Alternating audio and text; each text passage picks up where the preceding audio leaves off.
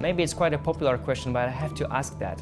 Are we on the verge of the new Cold War, or it's a bit exaggerated term? You know, I don't like using the word Cold War because with Cold War comes assumptions and approaches of a bygone era.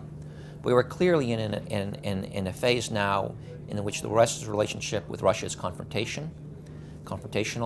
That confrontation is driven by Moscow's current regime, which has revanchist ambitions, and unfortunately is able to underpin those revanchist ambitions on Russia's increasing military power.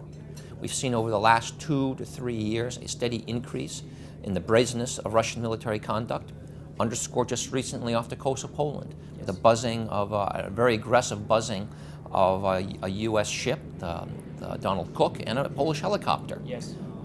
That is indicative of the kind of the challenge that we have. And I would say that particular incident underscored not only the confrontational approach that Russia is applying toward the West, but also the risk of inadvertent conflict that conduct could yield. And we have to respond in a much more wise fashion than we have in the past. And how? I have to ask how. We have to have a more robust forward presence. We have to respond responsibly and in kind to such provocations. That's what we did, for example, as you mentioned the Cold War. That's what we did during the Cold War. Today, we're not responding to these provocations, to these snap exercises, yes, to these harassment of Allied ships and aircraft.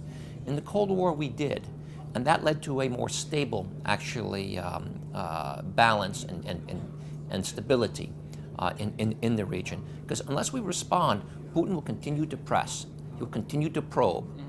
And as he probes it further and further... Where is the limit? We don't know where the limit is, but I can tell you the risk of miscalculation, the risk of inadvertent conflict grows. How do Russians try to break the European solidarity within European Union?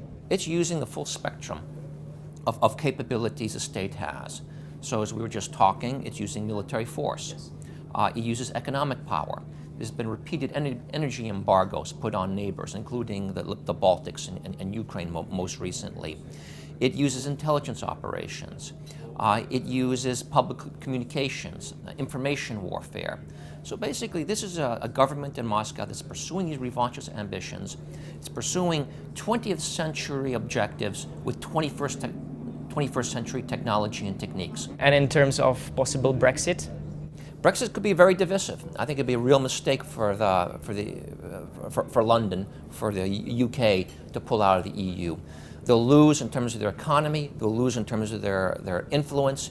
I think it'll weaken the EU. It could also add another divisive factor into the transatlantic alliance.